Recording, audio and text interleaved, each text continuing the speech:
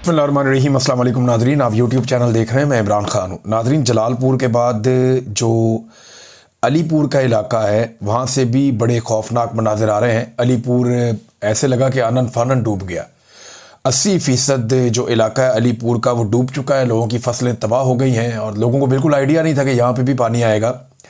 जैसे जलालपुर पीर वालों के साथ धोखा हुआ, उन्हें बिल्कुल समझ नहीं आई। लाखों अफराद वहाँ पे पानी के अंदर फंस गए। उनको निकालना एक बहुत बड़ा मुश्किल काम था जो अभी तक जारी है। बहुत सारे लोग अभी भी अपने इलाकों में महसूर हैं, उन तक कोई पहुँचा ही नहीं क्योंकि वहाँ पे कश्तियाँ बहुत थोड़ी हैं। अब अगर एक पूरा शहर आपने इलाका खाली करवाना हो तो आपको सैकड़ों गाड़ियाँ लगती हैं सड़कों पे। तो यहाँ तो कश्तियाँ हैं सिर्फ, और वो भी बहुत थोड़ी तादाद में। अभी जो एक वीडियो आई मेरे सामने सोशल मीडिया पे, वहाँ एक मजहबी जमात है, सियासी जमात है, उनके लोग ये बता रहे हैं कि यहाँ 11 कश्तियाँ हुकूमत ने भेजी हैं। इनमें से 9 कश्तियों के इंजन ही ख़राब है। तो अपनी मदद आपके तहत जो फलाई तंजीमें हैं वो मदद कर रही हैं, जो मकामी अफराद हैं वो मदद कर रहे हैं, और कुछ प्राइवेट कश्तियाँ लेके लोग अपनी आई हुए हैं। जो ये मल्लाह वगैरह होते हैं, जो प्रोफेशनल लोग हैं, वो पैसे वैसे लेते हैं लोगों से। कोई लाख रुपए लेता है, कोई 1.5 लाख रुपए लेता है। लोग चंदा जमा करके अपनी अपनी जान बचा रहे हैं। ये नादरीन सूरत हाल पैदा हो गई है। मैं मनाजिर देख रहा था कि एक बाप ने अपनी बेटी को उठाया हुआ और दरख्त के साथ चिमटा हुआ है और वहाँ उसने पनाह ली हुई है। उसके साथ एक और आदमी भी खड़ा है। वो कह रहे हैं जी हम 3 दिन से राब्ते कर रहे हैं कि हमें मदद दीजिए, हम 3 दिन से इस पानी में फंसे हुए हैं, हमारी क्या हालत हो गई है। फिर वो बंदा इशारा करके बताता है कि वहाँ पे बच्ची की माँ जो है वो डूब गई है, यानी माँ उसकी जाँबाक हो गई है। बहुत सारे लोगों की हलाकतों की इतला आ रही है। आज सुबह बताया गया कि एक इलाके में 7 लोग मजीद जाँबाक हो गए डूब के। हुकूमत जो सहूलियात फराम कर रही है वो ना होने के बराबर है। बिल्कुल कोई ऐसी सहूलियात नहीं है जिन पे आप कह सकेंगे वाकई हुकूमत कोई सहूलत दे रही है, रेस्क्यू कर रही है। रेस्क्यू 1122 वालों ने अपना पूरा जोर लगाया, लेकिन उन्हें टिकटॉक के लिए भी इस्तेमाल कर लिया जाता है बुला के। अपना जोर उन्होंने लगाया लेकिन कैपेसिटी बहुत थोड़ी है। हुकूमत सही तरीके से इसको प्लान नहीं कर पाई। और असल बात यह थी कि जब यह डिजास्टर आ रहा था उससे पहले बहुत टाइम था। इन बंदों को तोड़ने से पहले या यहां पे पानी पहुंचने तक कई दिन लगे, 1 हफ्ते से ज्यादा टाइम लगा। उस 1 हफ्ते में हुकूमत ये सारे इलाके खाली करवा सकती थी, अलीपुर के लोगों को निकाल सकती थी, जलालपुर पीरवाला के लोगों को निकाल सकती थी, मुल्तान की सराउंडिंग में जितनी तबाही हुई है इसको कम कर सकती थी। लेकिन हुकूमत ने इसमें से कुछ भी नहीं किया। उन्होंने जो किया वो ये है कि उन्होंने लोगों की वीडियोस बनाई, उन्होंने अपने टिकटॉक्स बनाए, और यही काम हुकूमत कर रही है। इस हुकूमत का जो वज़ीर आज़म है वो भी यही कर रहा है। जाली हुकूमत है ना, जाली वज़ीर आज़म है, वो भी यही काम कर रहा है। वज़ीर आज़म को देखो तो आपको नजर आता है कि थोड़ी देर के बाद वज़ीर आज़म किसी और मुल्क में पहुंच जाता है। अभी कतर के दौरे पे निकल गए हैं कि जनाब वहां पे इसराइल ने एक मिसाइल जो है वो दागा है, तो ये कतर पहुंच गए। भाई ईरान के ऊपर इतना अटैक किया अमेरिका ने और इसराइल ने, वहां पे तो आप नहीं गए तारीख जैती के लिए, लेकिन आप वहां पहुंच गए कतर में। अफगानिस्तान आप नहीं गए, जहां से पैसे आते रहे इनको यहाँ फटाफट पहुंचते हैं। आपको पता है कतरियों के इनके पुराने ताल्लुकात हैं, तो वहां फौरन ये पहुंच गए हैं बूट पॉलिश करने के लिए। जनाब हम आ गए, हुक्म करें, करना क्या है, हम किराए की फौज है, किराए के लोग हैं, बताओ किससे लड़ना है, क्या करना है। तो वज़ीर आज़म आपके वहां पर भी पहुंच गए, कतर में भी, और इससे पहले भी आप देख रहे हैं। और अटकेलियां कर रहे हैं बाहर, जो इनके साथ फॉरेन डिग्निटीज मिलती हैं। वो भी एक वीडियो आई हुई है, उसके हाथ के साथ अपना हाथ टच कर रहा है कि किसी तरह मैं इसका हाथ पकड़ दूं और हाथ पकड़ के एक अच्छा टिकटॉक मेरा बन जाए और फील आए जैसे कि बड़ी सारी एक जैती है, दुनिया मेरे से बहुत प्यार करती है। ये जबरदस्ती मिलने वाला वज़ीर आज़म है। जो इसकी तरफ हाथ बढ़ाता है उसके गले लग जाते हैं जबरदस्ती, और वीडियो बना लेते हैं, ऊंची ऊंची हंसते हैं, कहके लगाते हैं, हा हा हा हा। ये क्या चल रहा है? ये वज़ीर आज़म है, जोकर है। क्यों आपने पाकिस्तान के साथ ऐसा मजाक किया? और वो कॉन्फिडेंस ही नहीं है। वो यानी जो इमरान खान का एक ऑरा था, जो इमरान खान का एक कद था, जो इमरान खान दिखता था, जैसे वो लोगों को मिलता था, जैसे लोग उसे प्रोटोकॉल देते थे, अब उस एहसास कमतरी से निकलने के लिए होची हरकतें की जा रही हैं। और ये मिलिट्री एस्टेब्लिशमेंट ने पाकिस्तान में मुसल्लत किया, और उनकी अपनी हरकतें भी ऐसी हैं बेचारों की। तो इमरान खान बनने के चक्कर में ना ये सारे पागल बनते जा रहे हैं, और वो दिखाई भी दे रहा है। मुल्क में सैलाब आया हुआ है, इनके सैर सपाटे खत्म नहीं हो रहे। भाई इस वक्त तो आपके पास टाइम ही नहीं होना चाहिए। सैलाब में फंसे हुए लोगों का ख्याल रखने के अलावा आपके पास करने के लिए कोई काम और होना ही नहीं चाहिए। लेकिन देखें ना, जो लोग तनकीद करते हैं, जो मीडिया दिखाता है कि जनाब ये देखें ये क्या हो रहा है, ये देखें ये क्या हो रहा है, ये देखें हुकूमत कश्तियां नहीं पहुंचा पा रही, ये देखें हुकूमत अवाम को खाना नहीं दे पा रही, हालात यहां तक पहुंच गए हैं कि अभी मैं एक वीडियो देख रहा था, पुलिस वालों ने एक थैला रखा हुआ राशन का, ऐसे साथ इंतजामिया खड़ी है, एक एक करके बंदा बुलाते हैं, उसी थैले के साथ फोटो बनाते हैं, अगला बंदा आओ, फलां बंदा वल्द फलां बंदा आ जाओ भाई, वो बंदा आता है, उसके राशन के साथ फोटो बनाता है, वो बंदा जाता है, फलां बंदा वल्द फलां बंदा, वो आ जाओ भाई, उसी राशन के साथ, एक ही राशन के साथ कितने सारे लोगों की ये फोटोज बना रहे हैं। जरा उन लोगों की ना आंखों को आप क्लोज करके देखें, उस वीडियो में उनकी आंखें झुकी हुई हैं, चेहरों पे शर्मिंदगी और मायूसी है, लेकिन उनके बच्चे भूखे हैं ना, वो मजबूर हैं बेचारे, वो तस्वीर भी खिंचाएंगे, चाहे उन्हें 2 किलो 4 किलो चीज मिलेगी वो लेकर घर जाएंगे। बच्चे भूखे हैं, काम मिल नहीं रहा, मजदूरी कहीं पे है नहीं, खेत डूब गया है, मवेशियों का कोई पता नहीं चल रहा, खानदान वाले कौन कहां पे है कुछ पता नहीं है, बैंक सारे के सारे सूरत सारी, वो बेचारे ये तो बैंकों में कभी इन्होंने अकाउंट भी नहीं खोला, गरीब लोग हैं, कहां जाएंगे ये, वो बेचारे इनकी मजबूरी से ये फायदा उठा रहे हैं, घर में दाने इनके है नहीं, घर भी डूब गए, सड़कों पे आकर बैठे हुए हैं। अब उनकी पहले बेइज्जती करते हैं, उसके बाद इनको राशन देते हैं थोड़ा सा, यानी इनकी मजबूरियों को इस्तेमाल कर रहे हैं अपनी सियासत के लिए, अपनी नौकरी चमकाने के लिए, अपने नंबर बढ़ाने के लिए, लेकिन अवाम इनको बताएगी। और जो लोग ये चीजें दिखाते हैं ना मीडिया पे, मीडिया दो बल दिखाते ही नहीं है, 1-2 मीडिया वाले निकले हैं, आसमा शरादी को मैंने देखा और हामिद मीर साहब को मैंने देखा, या 1-2 और लोगों को देखा, बाकी जो आपका रवायती मीडिया है वो तो निकला ही नहीं, उन्होंने तो इस पर काम ही नहीं किया। लेकिन ये सारा, अभी अगर एंटी एस्टेब्लिशमेंट होती ना ये वाली हुकूमत, या एस्टेब्लिशमेंट इस हुकूमत के खिलाफ होती, तो फिर आप तमाशा देखते कि इस मिलिट्री एस्टेब्लिशमेंट ने पाकिस्तान के सारे मीडिया को इस सलाब के ऊपर लगा देना था कि जनाब फौज के अलावा कोई इदारा मदद नहीं कर रहा, ये दिखाना था, तबाही कर देनी थी पकड़ के इन्होंने हुकूमतों की। लेकिन अभी क्योंकि ये हुकूमत की बैकिंग कर रहे हैं तो जो जुल्म हो रहा है वो भी नहीं दिखा रहे।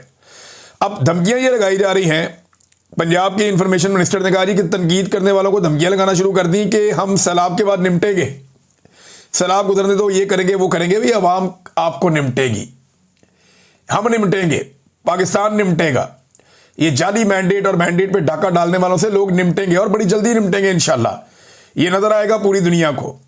सऊदी अरब ने जो इमदादी सामान भेजा, कैपेसिटी आप इनकी चेक करें, जो सऊदी अरब ने इमदादी सामान भेजा उसके अंदर सोलर प्लेटें भी थी, ये कसूर के अंदर सामान बांट रहे थे लोगों को, लोग आ रहे हैं अपने मोटरसाइकिल पे बांध के सामान लेकर जा रहे हैं, इमदादी सामान है। एक तो सामान अपनी मर्जी के लोगों को देते हैं, ये सामान उनको भी दे रहे हैं जो सैलाब में डूबे ही नहीं, यानी अपने बंदों को बुला के उनको नवाजने, ले जाओ सामान, सऊदी अरब तो आया। उन्होंने सैलाब मुतासरीन के लिए ज़कात और खैरात भेजी है, ये वो ज़कात और खैरात अपने चाहने वालों को दे रहे हैं, अपने बंदों में बांट रहे हैं। नंबर 1 तो ये शिकायत आई। दूसरी शिकायत ये आई कि सऊदी अरब के सामान के साथ सोलर की प्लेटें और निज़ाम था, जिनके जरिए से ये लोग आर्जी तौर पे अपनी बिजली पैदा कर सकते हैं, या मुस्तकिल नौयत भी वो लगा रहे तो ठीक है, तो बड़ी अच्छी सोलर प्लेटें हैं। तो पता नहीं इनके मुंह में पानी आ गया, उस सोलर प्लेटें साथ दे ही नहीं रहे, वो अलहदा गोदाम में छुपा के रखी हुई है, और वहां से लोगों ने वीडियो बनाकर इन्हें एक्सपोज कर दिया। अब ये नाज़रीन खाली पंजाब की नहीं सूरत हाल, सिंध में भी ऐसे ही है। सिंध में जो भी सिंध हुकूमत ने अरबों रुपए लगा के मंसूबे बनाए ना, वो सारे मंसूबे एक एक करके बिलावल के हक में बैठते जा रहे हैं। जैसे मिलिट्री एस्टेब्लिशमेंट इनके मुखालिफ खड़े होने वाले उम्मीदवारों को इलेक्शन में बिठा देती है ना, कि ये बिलावल के हक में खड़ा बैठाओ, वो भी खड़ा है उसको भी बैठाओ, वो खड़ा है उसको भी बैठाओ, वो पीटीआई वाला नहीं बैठ रहा नायल करो, फला नहीं बैठ रहा बैठाओ, इनको सारों को बिला मुकाबला करवाती है मिलिट्री एस्टेब्लिशमेंट। बिलावल की बहन को इलेक्शन लड़वाया, सारे बिठा दिए, वो बेचारा अभी तक केस लेके फिरता रहता है, पीटीआई वाला जो था एमएनए का उम्मीदवार, सारे बिठा के बिला मुकाबला करा के लाके हलफ करवा दिया कि लो ये बिलावल की बहन है, इसको तो इलेक्शन लड़ ही नहीं सकता इसके खिलाफ कोई। तो इसी तरह जैसे उम्मीदवार बिठाए जाते हैं वैसे ही प्रोजेक्ट भी बैठ रहे हैं। गुज़िश्ता चंद महीनों में बिलावल ने जिन मंसूबों का इफ्तिताह किया ना, लगभग 70 अरब रुपए के मंसूबे वो एक बारिश में बैठ गए हैं। कल मैंने आपको हाईवे दिखाई थी, वो जो शाहराह भुट्टो, वो देखे कैसी बैठी है, बेड़ा गर्क हो गया उसका एक बारिश में। उसके बाद जनाब ये एक और नदी है, ये भी बैठ गई है, वो कैनाल भी बैठ गई जो हब कैनाल है। तो बेड़ा गर्क सिंध में भी यही है, पंजाब में तो ये है, नालायकी है, नकम्मापन है, एक अजीबोगरीब टिकटॉक हुकूमत है। सिंध में भी यही है। और जब बिलावल से सवाल करो तो वो रोने वाला मुंह बना देता है, सहाफियों को मुंह चढ़ाना शुरू कर देता है। आंसू निकाल के, रोने वाला मुंह बना के, तो बहुत ही अजीब है, ऐसा लगता है कार्टून चल रहे हैं पाकिस्तान में, कोई हुकूमत नहीं चल रही। इतने बेवकूफ़ लोग और इतने गैर जिम्मेदार लोग, इतनी बचकाना हरकतें ये हम होती हुई देख रहे हैं, अपनी आंखों से देख रहे हैं, और मिलिट्री एस्टेब्लिशमेंट इसमें खुश है। देखिए, अगर कोई काम कर रहा है ना इस वक्त सैलाबज़दा इलाकों में, मैं सीरियसली आपको बताऊं, ये मरकजी मुस्लिम लीग नाम की एक जमात है, ये मजहबी सियासी जमात है। मैंने इनके लोगों के बारे में जहां से सुनी है तारीफ ही सुनी। सब लोग कह रहे हैं कि यार इन्होंने जितनी जानें बचाई है ना, उसका 10% भी पंजाब हुकूमत नहीं कर पाई। जितनी जानें मरकजी मुस्लिम लीग वालों ने बचाई हैं, ये पंजाब हुकूमत सारी मिलकर अपने पूरे वसाइल के बावजूद इतनी जानें नहीं बचा सकी। रिलीफ के काम में बहुत आगे है जो एक जमात इस्लामी की तंजीम है अल खिदमत, बहुत अच्छा रिलीफ का काम कर रहे हैं, लेकिन रेस्क्यू के काम में वो इतने माहिर नहीं है। रेस्क्यू के काम में सबसे बेहतरीन जो खदमात सर अंजाम दी हैं वो ये मरकजी मुस्लिम लीग ने दी हैं। बड़ा ज़बरदस्त काम किया, इनको शाबाश मिलनी चाहिए, सबको इन्हें शाबाश देनी चाहिए। मैं बतौर पाकिस्तानी इनका शुक्रिया अदा करता हूँ, बहुत ज़बरदस्त काम किया और लोगों को खाना पहुंचा रहे हैं, हर जगह मदद कर रहे हैं। तो हुकूमत के अंदर अगर इनका 10% या 20% भी एहसास हुकूमत के अंदर होता ना, तो वो बहुत कुछ कर पाती। लेकिन वो इसको एक अपॉर्चुनिटी के तौर पे ले रहे हैं कि जनाब मौका मिल गया, वीडियो बनाओ, मौजें करो, एक ही राशन जो है वो कई कई बंदों को बांटो और बांट के उनका मजाक उड़ाओ। नाज़रीन, इमरान खान साहब का केस लगा हुआ था, मैंने आपको बताया था सुबह वाले वीलॉग में। तो वो जो केस है वो ट्रक की बत्ती बन गया एक दफ़ा फिर। कैसे बन गया? अदालत ने ये तो कह दिया कि जनाब जल्दी इमरान खान साहब का केस सुनने के लिए लगाया जाए, अल कादर वाला, लेकिन तारीख नहीं दी। ये कह दिया हाँ जल्दी लगाया जाए, लेकिन उसकी तारीख अभी भी नहीं दी गई। तो 3-3.5 महीने 4 महीने हो गए पहले से लटका हुआ है, तारीख तो पहले भी नहीं मिल रही थी, तो तारीख अब जल्दी मिल जाएगी इसकी क्या गारंटी है? तो उसूलन तो तारीख मिलनी चाहिए थी, बहुत पहले मिलनी चाहिए थी, क्योंकि अल कादर वाले केस में, जो यूनिवर्सिटी वाला केस है, उसमें इमरान खान से एक लॉयर कहते हैं कि इसमें तो फटाफट जमानत होनी है इमरान खान साहब की और उन्होंने बाहर आ जाना है।